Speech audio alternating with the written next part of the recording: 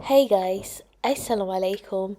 If you love soft fluffy cakes, then you have to try this Swahili sponge cake known as mkate wa mayai. It's so light, aromatic, and it's incredible easy to make it at home. So without further any ado, let's start with this recipe. For this recipe, you'll need 6 eggs, which is equivalent to 1 glass, a pinch of cardamom powder, 3/4 glass of sugar, and some vanilla.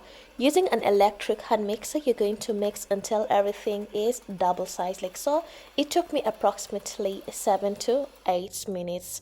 Using a sieve, you're going to add 1 glass of wheat flour plus 1 tablespoon of baking powder, and then you're going to sieve it into the mixture.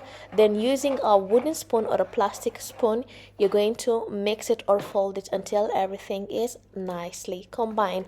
Then you're going to pour this into a baking pan, put some baking sheet, and then you're going to pour the butter. So if you love some raisins, you can add some raisins, and then make sure that the oven is already hot, and then bake it in a preheated oven at 180 degrees Celsius for 30 to 35 minutes or until golden brown color or fully cooked.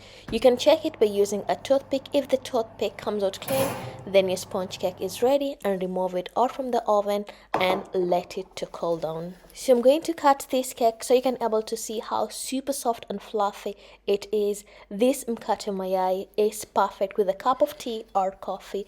If you've enjoyed this recipe, don't forget to like, share, subscribe if you're new for more delicious homemade recipe, and see you next time. Bye bye.